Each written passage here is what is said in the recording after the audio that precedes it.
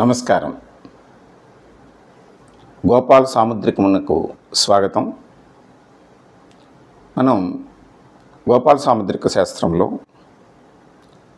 దీన్ని అధ్యయనం చేస్తూ అందరికీ వివరించాలనేటువంటి సంకల్పంతో ఈ సాముద్రిక శాస్త్రాన్ని మనం తెలుసుకుంటున్నాము. దీంట్లో అరచేయి పరిశీలనలో గత ఎపిసోడ్లో మనం క్షేత్రము, బీజము, అరచేతిలో ఈ రంగు, స్వభావము, మృదుత్వము, వేళ్ళు, కణుపులు, వేళ్ల మధ్య ఖాళీలు, వేళ్ల పరిమితులు, వంగేటి స్వభావము, చేయి వంగేటువంటి స్వభావము, ఇవన్నీ కూడా క్షేత్ర విభాగంలో మనం గత ఎపిసోడ్లో తెలుసుకున్నాము. ఈ క్షేత్రంలో అతి ప్రధానమైనటువంటిది అరచేతిలో గ్రహస్థానముల యొక్క భావాలు మనలో ఎలా నిక్షిప్తమై ఉన్నాయి, అవి ఎలా ప్రస్ఫుటమవుతాయి, గ్రహస్థానాల్ని అరచేతిలో గుర్తించటం ఎలాగా, ఈ విషయాల్ని కూడా మనం తెలుసుకుంటే క్షేత్ర విభాగంలో పూర్తిగా మనం అరచేయి పరిశీలనలో క్షేత్రాన్ని మనం పరిశీలించినట్లవుతుంది. ఆ తదుపరి రేఖలు అంటే బీజాలు. ఇప్పుడు మనం అరచేతిలో ఉండేటువంటి ఈ గ్రహస్థానాలని వాటి యొక్క ప్లేసెస్ అంటే ఏ క్షేత్రము ఎక్కడ మనం గుర్తించడం జరిగింది, దీని గురించి తెలుసుకునే ముందు అసలు గ్రహస్థానాలు ఏమిటి, గ్రహస్థానాలకి మనకి సంబంధం ఏమిటి, గ్రహాలకి మనకి సంబంధం ఏమిటి అన్న విషయం కూడా కొద్దిగా మీరు వీక్షకులు కొంచెం తెలుసుకుంటే ఇంకా క్లారిటీ కోసం చెప్తున్నాను నేను. ఎందుచేతనంటే ఈ ప్రకృతిలో మనం భాగాలు, ప్రకృతిలో ఉండేటువంటి అంశాలన్నీ కూడా ఈ సౌర కుటుంబంలో ఉండేటువంటి నవగ్రహాలు అని మనం వీటినైతే అనుకుంటున్నామో, ఒక్కొక్క గ్రహము ఒక్కొక్క భావాన్ని, ఒక్కొక్క విషయాన్ని తనలో నిక్షిప్తం చేసుకుని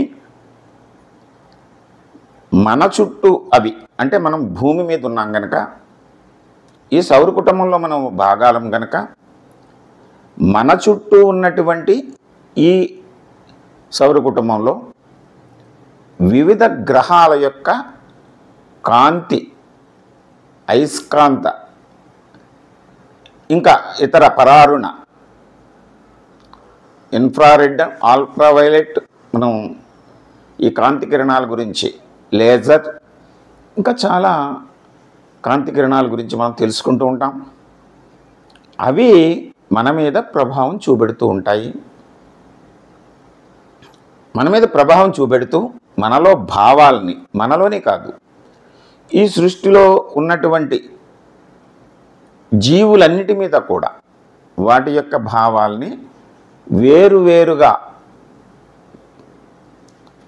ప్రదర్శిస్తూ ఉంటాయి. దానివలన వాటిలో చక్కని అంశాలు నిబిడీకృతంగా ఉండి సమయం వచ్చినప్పుడు అవి వ్యక్తమవుతూ ఉంటాయి అనేటువంటిది ఈ ప్రకృతి యొక్క సిద్ధాంతం. దీన్ని మన పూర్వీకులు గమనించి సూర్యుడి నుంచి వచ్చేటువంటి కాంతి, దాని యొక్క లక్షణాలు ఎలా ఉన్నాయి, చంద్రుడి నుంచి వచ్చేటువంటి కాంతి లక్షణాలు ఎలా ఉన్నాయి, అదేవిధంగా మిగిలినటువంటి గ్రహాలు కాంతులే కాదు వాటి భావాలు. ఇంకా లోతుల్లోకి వెళ్ళాలి అంటే మనం గమనిస్తే రంగులన్నీ కూడా ఒక్కొక్క రంగు ఒక గ్రహానికి ఆపాదించి, అలాగే మనకు దొరికేటువంటి పదార్థాలు సాధారణంగా మనకి దొరికేటువంటి పదార్థాలు, ఆహార పదార్థాల్లో 9 గ్రహాలకి 9 రకాలైనటువంటి పదార్థాలని, రత్నాలు మనకి దొరికేటువంటి రత్నాలని నవరత్నాలని, రంగులని, అలాగే మనిషిలో ఏర్పడినటువంటి భావాలకు అనుగుణంగా మనం ఏ రసాన్ని మనం వ్యక్తం చేస్తూ ఉంటామో భావాల ద్వారా ఆ రసాలని నవరసాలు, అలాగే మనలో ఏర్పడినటువంటి గుణాలు 3 గుణాలు ఈ 9 గ్రహాలకి ఎలా అన్వయం చేయటం, గుణాలకు అనుగుణంగా భావాలు. మనం ముందు క్షేత్రాన్ని చెప్పుకున్నప్పుడు అరచేతిలో భావాలు చెప్పుకున్నాం, 3 భావాలు. ఇవన్నిటినీ మనం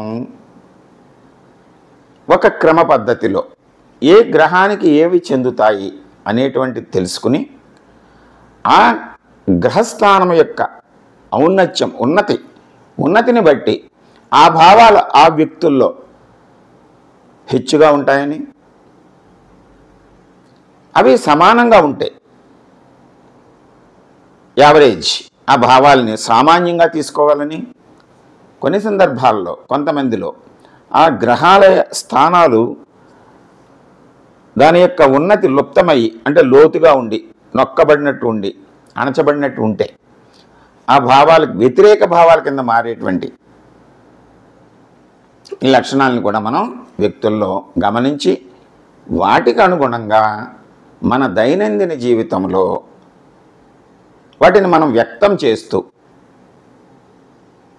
వాటికి సంబంధించినటువంటి విషయాల వైపు ఆసక్తిని కనబరుస్తూ ఈ భావాలు, గుణాలు వీటికి అనుగుణంగా వృత్తులు, వ్యాపారాలు, ఉద్యోగాలు ఇవన్నీ కూడా మన సమాజంలో వాటిని మనం ఏర్పరచుకున్నాం కనుక ఆ భావాలకు అనుగుణమైనటువంటి వృత్తి వ్యాపారాలు ఏముంటాయి, ఇవన్నిటినీ కూడా మనం కూలంకషంగా చర్చించి ఈ సాముద్రిక శాస్త్రంలో వాటిని ఎలా అప్లై చేయొచ్చు, మనం వాటిని ఏ గ్రహం మీద ఈ వేటిని అప్లై చేయొచ్చు, వాటిని అన్నిటినీ కూడా మీకు ఒక్కొక్కటి వివరిస్తాను. ముందు వీటిని అన్నిటినీ పరిచయం చేసుకుందాం. ముందు ఈ 9 గ్రహాలకి సంబంధించినటువంటి ప్రకృతిలో ఉన్నటువంటి అంశాలన్నిటినీ కూడా మనం ఒకసారి మననం చేసుకుని వాటిని తర్వాత విభజించుకుంటూ ఏ గ్రహానికి ఏవి చెందుతాయి అనేటువంటివి మనం వాటి లోతుల్లోకి వెళ్దాము. ఇప్పుడు మనం ముందుగా అరచేతిలో ఈ గ్రహాల యొక్క స్థానాల్ని ఎలా గుర్తించవచ్చు, ఎక్కడ గుర్తించవచ్చు, ఇప్పుడు దీనికి వద్దాము. ఇప్పుడు మనం అరచేతిని చూసుకున్నప్పుడు ఇది 5 వేళ్ళు, 5 వేళ్ళు మధ్యలో ఉండేటువంటి ఈ అరచేయి భాగాన్ని మనం ఒక్కొక్క స్థానాన్ని మనం గుర్తించి వాటిని మనం ఇక్కడ 9 గ్రహాలని మనం చూద్దాం.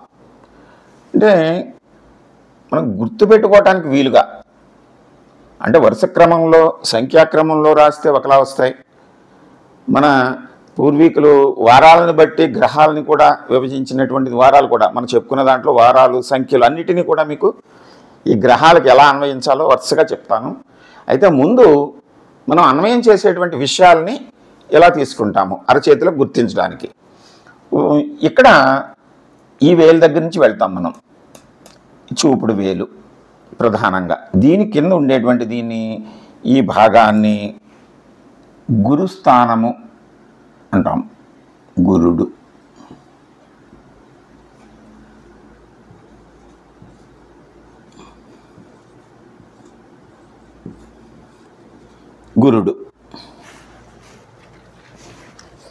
గురుస్థానము అంటే చూపుడు వేలుకి దిగువన.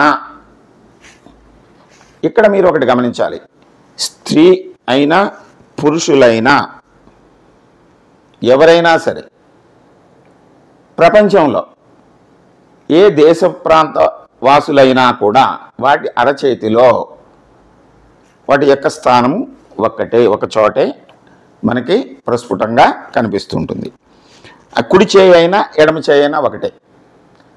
అయితే ప్రధానంగా మనం ఈ సాముద్రిక శాస్త్రాన్ని అధ్యయనం చేసేటప్పుడు కుడి చేతిని ఎడమ చేతిని మనం పరిశీలనలోకి తీసుకున్నప్పుడు పురుషులకు కుడి చేతిని ప్రాక్టికల్ పామ్ అని, ఎడమ చేతిని న్యాచురల్ పామ్ అని. అంటే స్త్రీలకు పురుషులకు ప్రకృతే సహజంగా కొన్ని లక్షణాలని వేరువేరుగా మనకి ఇచ్చింది కనుక ఆ భావాలు, ఆ పద్ధతులు వాటికి అనుగుణంగా వీటిని వ్యక్తం చేయటం, ఆ రేఖల్ని మనం గమనించేటప్పుడు, ఆ గ్రహస్థానాలను గమనించేటప్పుడు స్త్రీలకు ఎడమ చేతిని ప్రాక్టికల్ హ్యాండ్ అని, పురుషులకు కుడి చేతిని ప్రాక్టికల్ హ్యాండ్ అని. దానికి వైస్ వర్స, అంటే పురుషులకు ఎడమ చేతిని న్యాచురల్ హ్యాండ్ అని, స్త్రీలకు ఎడమ చేతిని ప్రాక్టికల్ హ్యాండ్, కుడి చేతిని న్యాచురల్ హ్యాండ్ అంటాం. అంటే what is the difference between natural and practical, అది కూడా మనం తెలుసుకోవాలి. ఏమిటంటే ప్రాక్టికల్ హ్యాండ్ అంటే మనం ఆచరించేటువంటి లక్షణాలు, న్యాచురల్ హ్యాండ్ అంటే మనకి సహజ సిద్ధంగా మనకి ఏమున్నాయి అవి, వాటిని మనం పూర్తిగా ఇంప్లిమెంట్ చేస్తున్నామా లేదా. కొన్ని భావాలు ఉంటాయి మనకి, వాటిని కొన్నిటిని దాచుకుంటాం, కొన్నిటిని వ్యక్తం చేస్తాం. ఈ రెండు చేతులు మనం పరిశీలించినప్పుడు రెండు చేతులు ఉండేటువంటి గ్రహస్థానాలు, వాటి యొక్క స్థాయిలు, రేఖలు, వాటి యొక్క లక్షణాలు ఒకలాగే ఉంటే అవి ఏదైతే లోపల ఉంటాయో ఆ వ్యక్తి వాటినే ఇంప్లిమెంట్ చేస్తూ ఉంటారు. అంటే న్యాచురల్ ప్రాక్టికల్ హ్యాండ్స్ని రెండింటిని మనం పరిశీలించాలి. కాకపోతే మనం బీజాల్లోకి వచ్చినప్పుడు చెప్తానవి. బీజాలంటే రేఖలు. రేఖల్ని కొలతలు వేసేటప్పుడు పురుషులకి కుడి చేతిలో రేఖల్ని, స్త్రీలకి ఎడమ చేతిలో రేఖల్ని మనం కొలత వేసి లెక్క కట్టాలి. అవి ఆ విభాగంలో చెప్పుకుందాం. ఇప్పుడు ఈరోజు మనం స్థానాలు, గురుస్థానము ఇది చూపుడు వేలికి దిగువ నుండేటువంటి ఈ ప్లేస్ని గురుస్థానము అంటాము. స్త్రీలకు అయినా ఇక్కడే గురుస్థానము. దీని తరువాత అంటే మధ్యవేలుకి దిగువలో ఉండేటువంటి భాగాన్ని శని స్థానము. శని స్థానం తర్వాత ఇక్కడ స్త్రీలకి ఇక్కడ శని స్థానము.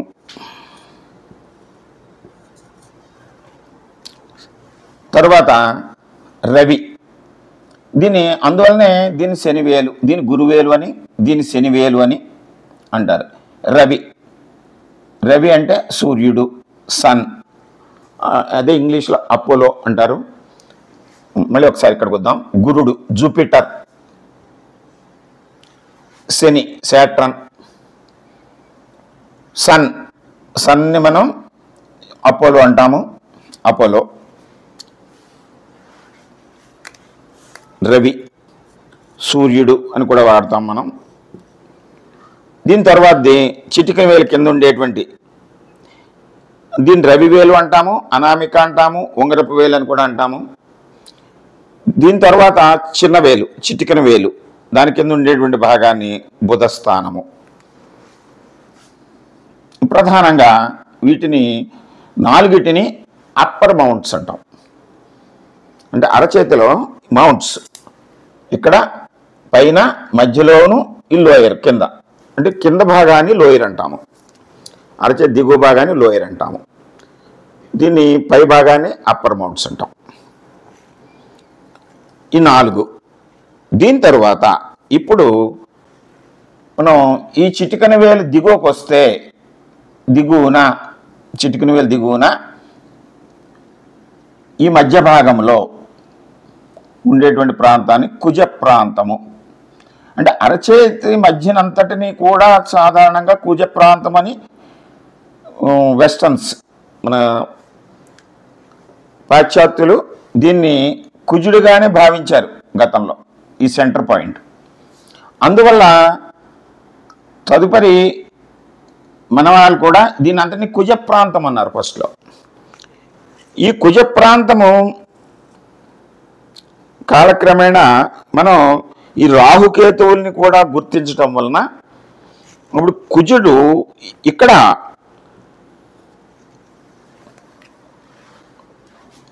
ఇది కుజ 1 గాను, ఇటు పక్కన గురుస్థానానికి దిగువలో దీన్ని కుజ 2 గాను గుర్తించాం. కుజునికి తర్వాత ఈ చిటికన వేలికి దిగువన ఈ కంకణ రేఖ వరకు వస్తే ఈ దిగువ నుండి భాగాన్ని చంద్రస్థానము. చంద్రుడికి ఆపోజిట్లో ఇక్కడ చంద్రుడిని మనం గుర్తించాము. చంద్రుడికి ఆపోజిట్లో అంటే బొటన వేలు దిగువన ఇక్కడ ఉండేటువంటి భాగాన్ని ఇది శుక్రస్థానం. బొటన వేలుకి దిగువన ఇది శుక్రస్థానము. ఇక మిగిలినవి ఏమున్నాయి మనకి? రాహువు, కేతువు. అరచేతి మధ్య భాగంలోకి వస్తే శని స్థానానికి దిగువన ఇటు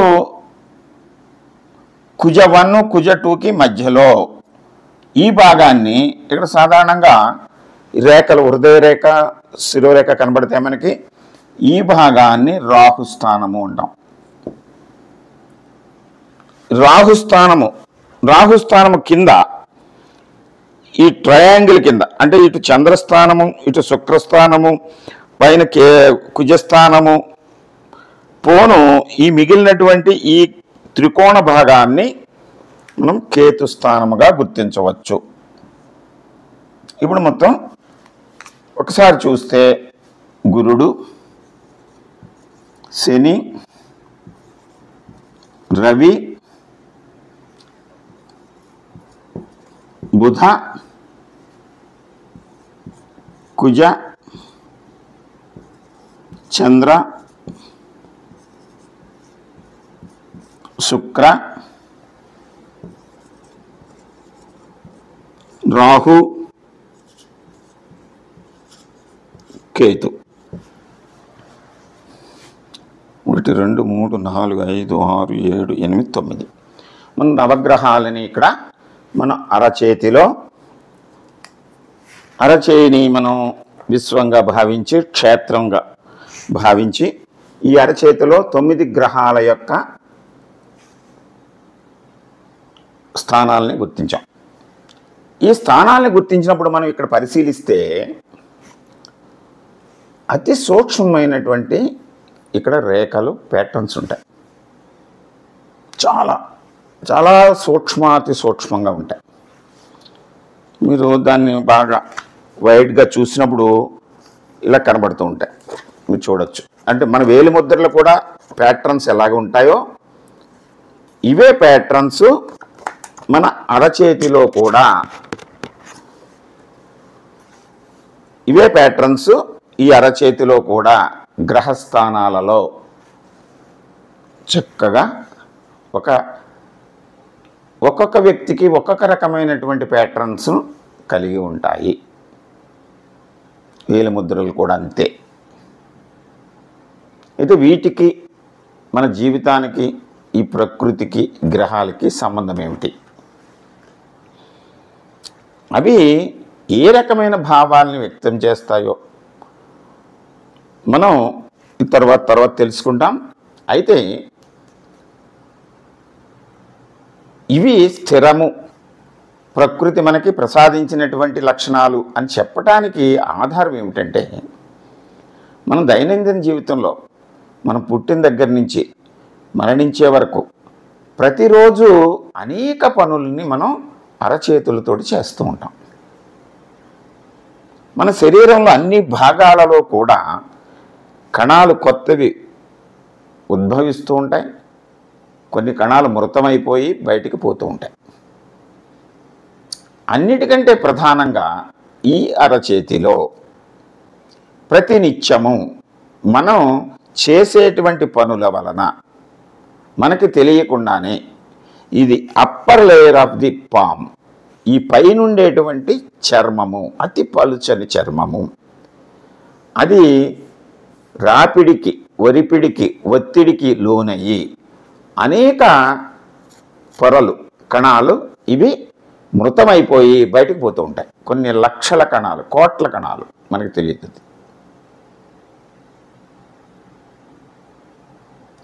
విచిత్రం ఏమిటి, ప్రకృతి యొక్క రహస్యం ఏమిటి, దీంట్లో అద్భుతం ఏమిటి అని మనం ఆలోచన చేస్తే ఈ బయటకు పోతున్నటువంటి కణాలు పోతూనే ఉంటాయి, కొత్తవి ఉద్భవిస్తూనే ఉంటాయి. ఉద్భవిస్తున్నప్పుడు ఏ ప్యాట్రన్స్ తోటి మనం జన్మను తీసుకున్నామో, తల్లి గర్భంలో 9 నెలల 9 రోజుల్లోనూ ఇవి ఏ రకంగా వృద్ధి చెందినాయో, ఏ రకమైనటువంటి ప్యాట్రన్స్ ఏర్పడి ఉన్నాయో, అదే విధంగా ఇవన్నీ కూడా యథాతథంగా 100 సంవత్సరాలు వ్యక్తి జీవించినప్పుడు అరిగిపోతూ, లుప్తమైపోతూ, బయటికి ఇవి మృతమైపోయినటువంటి కణాలు వెళ్ళిపోతూ మళ్ళీ కొత్తవి ఉద్భవిస్తూ అదే ప్యాటర్న్లో వస్తాయి. అయితే కొంతమంది వితండవాదులు కొన్ని ప్రశ్నలు వేయవచ్చు. ఏదైనా ప్రమాదం జరిగినప్పుడు, తెగువలు వచ్చినప్పుడు, కాలిపోయినప్పుడు ఇవన్నీ పోతాయి కదా. ఎప్పుడు కూడా మనం సహజమైనటువంటి లక్షణాలని, సహజ సిద్ధంగా వచ్చినటువంటి వాటిని మనం అనుసరించడానికి ప్రయత్నం చేయాలి తప్ప, ఏదో ప్రమాదవశాత్తు ఎక్కడో ఏదో జరిగింది దాన్ని పట్టుకున్న అది ఎలా చెప్తారు అనేటువంటి దాని గురించి ఆలోచన చేయకూడదు. ఇది సహజం. ఎందుకనంటే భూమి సూర్యుడి చుట్టూ తిరిగే వేగము కానీ, కోణము కానీ,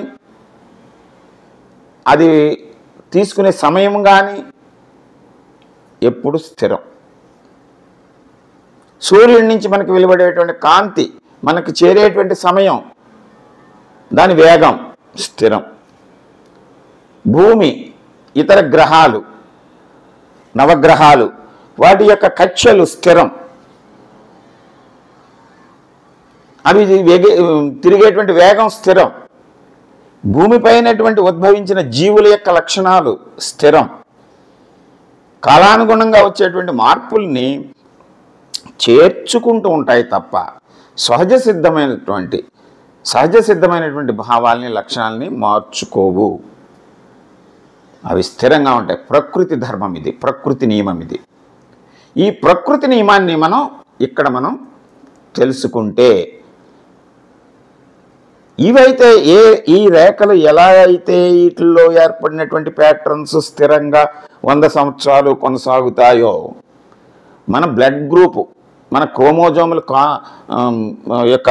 క్రోమోజోముల్లో ఉండే DNA ఇవన్నీ కూడా స్థిరం.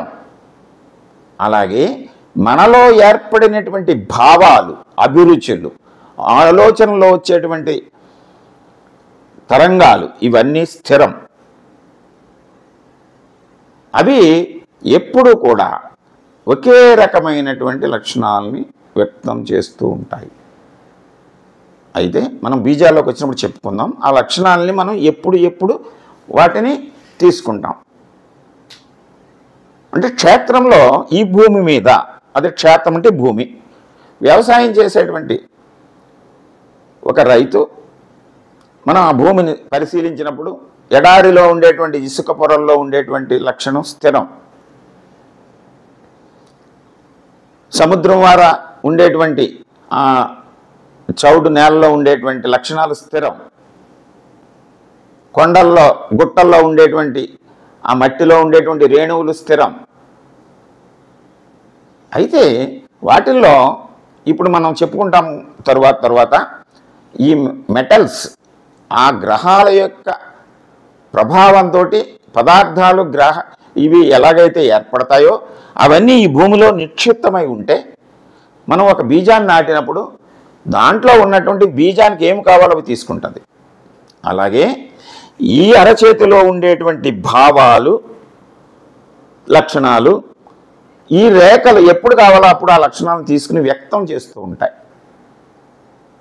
అంటే ఒకే క్షేత్రంలో, నేలలో పక్కనే మనం అరటి చెట్టుని, కొబ్బరి చెట్టుని, మామిడి చెట్టుని, ఇన్ని చెట్లని పాతామనుకోండి, లోపల ఉండేటువంటి ఆ కెమికల్ కాంపోజిషన్ ఏదైతే ఉంటుందో నేలలో అన్నీ కలిసి ఉంటుంది.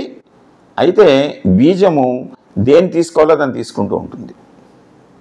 రంగులో కానీ రుచిలో కానీ ఆ కాంపౌండ్స్ ఆ పదార్థాల్లో అట్లా ఏర్పడింది. దాని ప్రకారమే నవధాన్యాలు ఏర్పడ్డాయి. నవధాన్యాలు ఒకే చోట మనం పండించిన ఈ గ్రహాల యొక్క వాటి యొక్క ఇన్ఫ్లుయెన్స్ వలన వేరుగా ఉన్నాయి. అలాగే వ్యక్తులు కూడా, ఈ వ్యక్తులు ఒకే తల్లి గర్భాన్ని జన్మించిన, ఒకే ప్రాంతంలో జన్మించిన వారి యొక్క భావాలు వేరుగా ఉంటాయి. ఆ భావాలని మనం అంచనా వేయటానికే ఈ గ్రహస్థానాల యొక్క ఉన్నతి ఎలా ఉంది అనేటువంటిది తెలుస్తుంది. ఈ గ్రహస్థానాలని 3 స్థితుల్లో మనం చూస్తాము. అంటే గురుడు ఉన్నతంగా ఉండటం,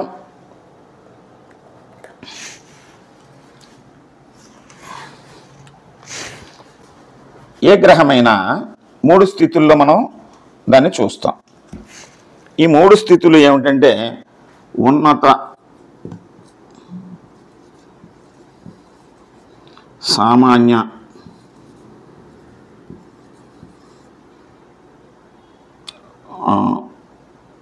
దాన్ని నీచ అనే మన పదం వాడద్దు, దాన్ని తక్కువగా మనం ఉన్నత, సామాన్య,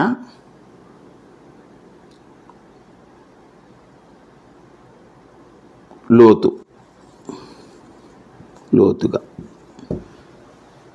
అంటే నేలని మనం చూసినప్పుడు ఉబ్బెత్తుగా కనబడుతుంది, సామాన్యంగా ఉంటుంది, లోతుగా ఉంటుంది. ఇలాగా అంటే దాంట్లో ఆ గ్రహం యొక్క భావాలు హెచ్చుగా ఉంటాయి ఆ వ్యక్తిలో, ఆ ప్లేస్లో. సామాన్యంగా ఉండేటువంటివి యావరేజ్గా ఉంటాయి. అంటే ఇది లోతుగా ఉంటే తక్కువగా ఉంటాయి, ఆ భావాలు ఉండవు. మనం ఏదైనా కాఫీ పెట్టుకున్నాం అనుకోండి, ఆ కాఫీలో పౌడర్ ఎక్కువ వేస్తే స్ట్రాంగ్గా ఉంటుంది, నార్మల్ అంటే సామాన్యంగా ఉంటుంది, ఇంకా తక్కువగా మనం వాడుతూ ఉంటాం. అలాగే స్వీట్ హెచ్చుగా వేసుకుంటాం, సమానంగా వేసుకుంటాం, తక్కువ. ఇలాగా ప్రతి అంశంలోనూ 3 భావాలని మనం ఎలాగైతే తీసుకుంటామో అదేవిధంగా ఈ గ్రహస్థానాల్లో కూడా దిగువకి ఉండటం, ఉన్నతంగా ఉండటం, దీన్ని లోతుగా అనుకుంటే దిగువగా ఇలా కూడా వాడచ్చు మనం. లోతుగా, దిగువగా, సామాన్యంగా, యావరేజ్. ఇవి ఉంటే ఆ భావాలు ఎలా ఉంటాయి, ఏ ప్లానెట్ ఏ భావాలను వ్యక్తం చేస్తోంది, దాన్ని మనం ఎలాగ గుర్తించటం. తదుపరి ఎపిసోడ్లో మనం ఒక్కొక్క గ్రహము, వాటి యొక్క స్థితులు, వాటి యొక్క స్థానాలు, వాటికి చెందినటువంటి భావాలు, రసాలు, సంఖ్యలు, రంగులు, రత్నాలు, పదార్థాలు అన్నిటినీ కూడా మనం అన్వయం చేసి మనం ఒక్కొక్కటి తెలుసుకుందాం. అంతవరకు ఈ విషయాలను తెలుసుకోండి. సాముద్రిక శాస్త్రంలో క్షేత్రము, బీజము విభాగాల్లో క్షేత్రములో గ్రహస్థానాన్ని గుర్తించడం మరొకసారి మీరు మననం చేసుకోండి. ఇక నుండి గ్రహస్థానాలు ఒక్కొక్కటి వాటి యొక్క లక్షణాలను మనం తెలుసుకుందాం. నమస్కారం.